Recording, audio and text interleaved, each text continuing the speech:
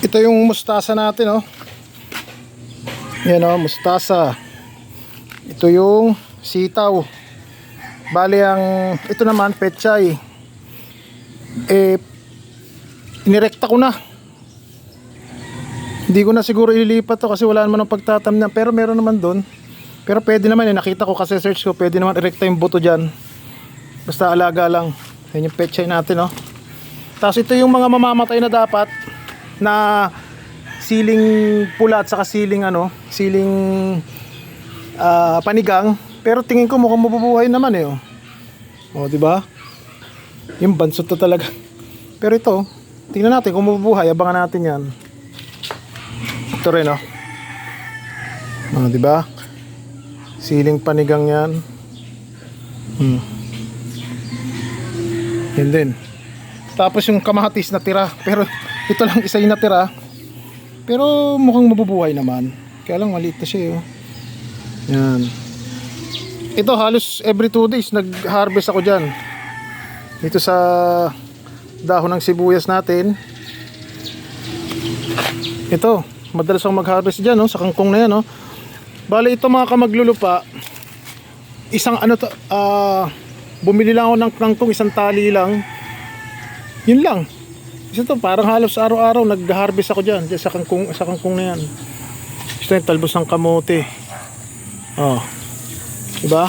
Nakailang harvest na rin ako dyan. Tapos yung natin, malunggay, pinalitan ko.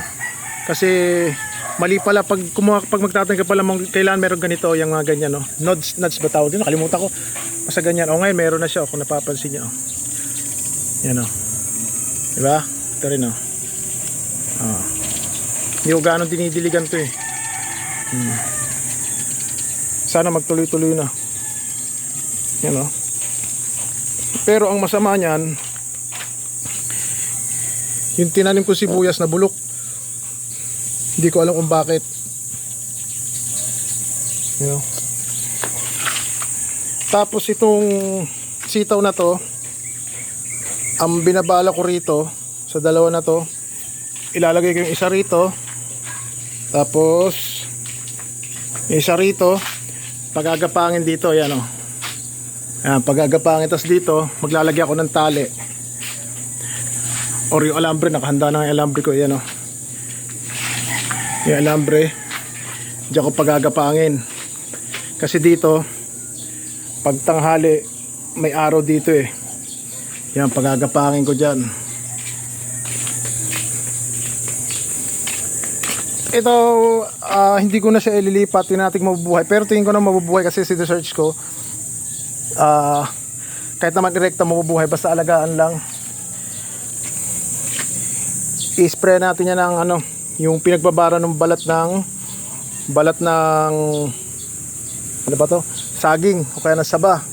Ito rin, inisprayan ko rin yan ng Tapos ang nilalagay kong pataba dyan is ito.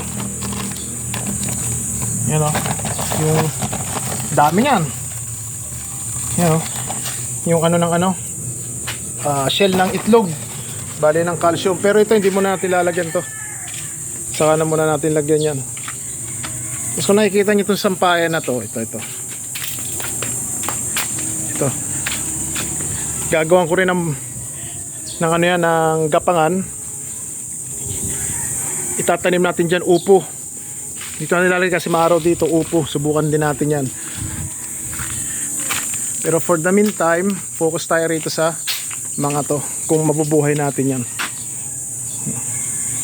Pero tingin ko na mabubuhay. Pero nag-iisip pa ako, kung sipagin ako, ililipat ko siya. Nalagay ko dun. Yun yung nakatakip na yun. Okay.